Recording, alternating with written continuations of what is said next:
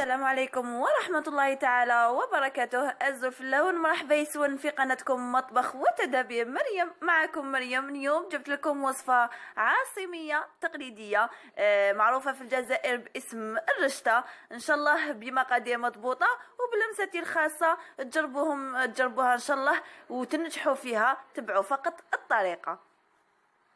هي الرشطة اللي راح نعملوا بها الرشطة تاعنا. يعني هذه هي العجينه تجي هكا تتباع في الاسواق وكاين يخدموها في الدار. يعني ان شاء الله في الفيديوهات القادمه نوريكم كيفاش يخدموها في الدار. المهم هذه شريتها فقط للامان. هنا كما راكم تشوفوا ها هي الرشطه. هذاك لو باكي، هذاك الكيلو تاع الرشطه تاعنا خدات لي كيلو رشطه. فرغتها هنايا في هذا الماعون ولا جفنه ودرت لها شويه زيت هكا. نفتحوها هكايا عادي. نفتحها باش نبدا نفورها ومن بعد تشوفوا معايا المرق. واش راح نحتاجو هنايا قطعه تاع الدجاج على حسب افراد العائله. هنا كانوا عندي ضياف على بها درت هذه الكميه. المهم قطعه الدجاج كما حبيتو. نحتاجو هنا حبه بصله كبيره نوعا ما ولا متوسطه مفرومه هكا رقيق. بالنسبه للخضار واش راح نحتاجو هنايا؟ نحتاجو فقط القرعه واللفت. كاين اللي يعملها فقط بالقرعه وكاين اللي يخلط اللفت مع القرعه يجي احسن. هنا هذه حبه بطاطا اللي راكم تشوفوها نخلوها طيب داخل في هذاك المرق، في هذيك المرقه. من بعد نرحوها. هذه هي لاستوس كتدبيره باش نعقدوا المرقه تاعنا. يعني تجي وتزيد لها بنه تجي ثقيله شويه ماشي خفيفه بزاف ميها ويعني وتزيد لها بنه وتزيد لها تعطي لها شغل تختار كما نقولوا. تكون شويه ثقيله تختر المرق. نحتاجو هنايا 3 فصوص ثوم كما راكم تشوفوا.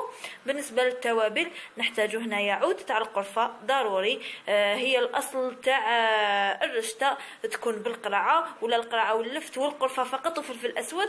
لكن انايا يعني كلمستي نحب نزيد شويه راس الحانوت وشويه كركم وزنجبيل يتماشاو بزاف مع الدجاج. يعني ما نحبهاش فقط بالقرفه والفلفل الاسود ما نكذبش عليكم.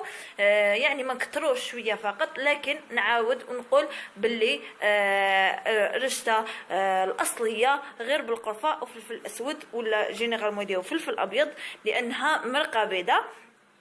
كما قلت لكم توابل حوالي راس الملعقه فقط تاع الكركم عفوا تاع سكنجبير ولا الزنجبيل. نحتاجو نصف ملعقه صغيره تاع راس الحانوت. نحتاجو حوالي نصف ملعقه صغيره الى ملعقه صغيره فلفل اسود. يعني كميه تاعي ملعقه صغيره. نتوما اذا درتو كميه قليله بزاف ديروا نصف ملعقه. نحتاجو هنايا ملعقه صغيره من الكركم يتماشى بزاف مع الدجاج. نبداو على بركه الله تحضير الصلصه تاعنا. عملت خليط تاع مارغرين والزيت او الزبده والزيت. نحط هنا اطراف الدجاج كما راكم تشوفوا نحطهم ياخذوا تحميره باش نزيد بقيه المكونات. هنا كما راكم تشوفوا بعد ما دخل عليه الدجاج هكا خدا تحميره. هنايا نحط هذاك الخبز مع 3 سنيات تاع الثوم سكلتهم. ندير هنا ثاني ملعقه صغيره تاع فلفل اسود كما راكم تشوفوا شويه هكا. نحطوا عود القرفه ونكملوا نخلوهم يتقلاو مع بعض.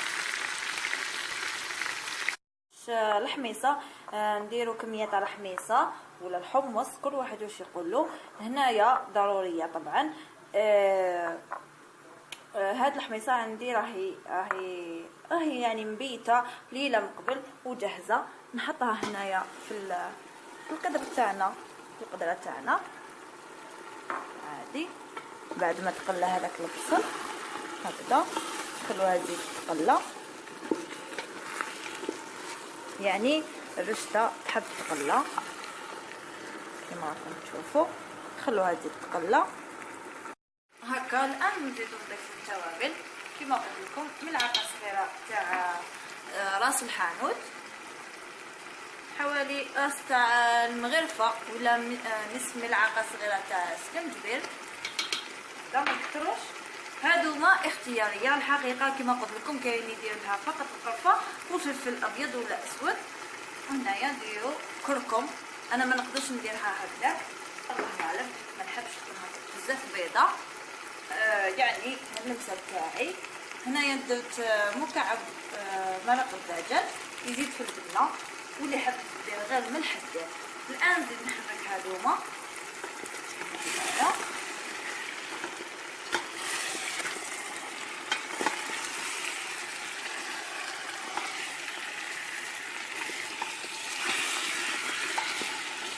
هكذا هي الخله.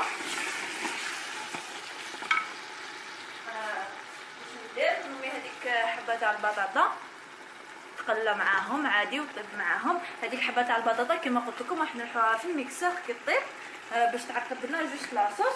هنايا نكمل نخليها شويه تقلى ونوريكم كيفاش نمرقها. اللي قلت لكم دهنتها راكم تشوفوا درتها تفور التفويره الاولى، الرشته تاعنا تفور 3 خطرات. دوكا هذه الفوره التفويره الاولى واش ندير؟ نحيها نسقيها بالماء والملح، نعاود نرجعها نزيد نسقيها بالماء والملح بشويه ملح ولا ما فقط، المهم ما تكثرش الملح. ذوقوا اذا كثرتي لها الملح في الاول الثانيه سقيها بالماء فقط. المهم الاحسن الاولى نسقوها بالماء والملح والثانيه نسقوها بالماء فقط. الاخيره نديروها تفور فوق المرق ماشي فوق الماء، لانه هنا يتفور فوق الماء.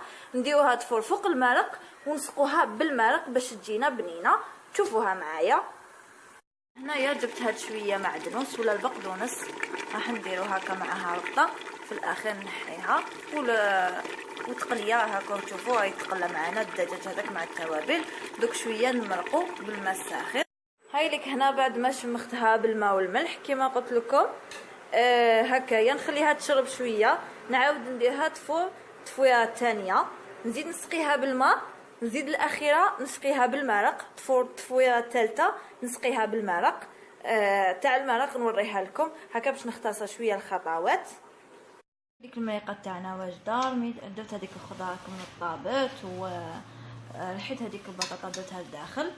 الان عندنا هنايا الرشته هذيك راح نسقيها السقيه الاخرانيه، يعني خلاص فارت راهي واجده هكا.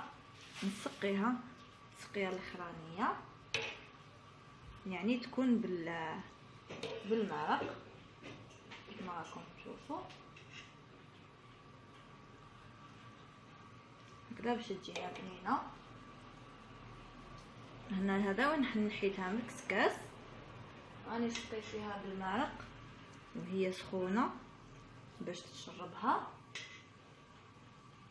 دوكي تشربها ندير لها مرسو مارغرين ولا زبده، يعني ندهنها بالمارغرين ولا زبده وتشوفوها معايا في صحن التقديم ان شاء الله. ها هي الرشته تاعنا في صحن التقديم. وصلنا لنهايه لا فيديو. كيما راكم تشوفوا درت رشته وحده زينتها بشويه خضر والحميصه ودرت الدجاج والمرق تاعنا، يعني صدقوني جات ما شاء الله. نتمنى تجربوها وتتبعوا الخطوات خطوه بخطوه وتنجحوا فيها اكيد وتعجبكم وتدعوا لي. قبل ما نسلم عليكم ما تنسونيش بلايكاتكم وتعليقاتكم اللي تفرحني بالبزاف. الى فيديو اخر والسلام عليكم ورحمه الله تعالى وبركاته.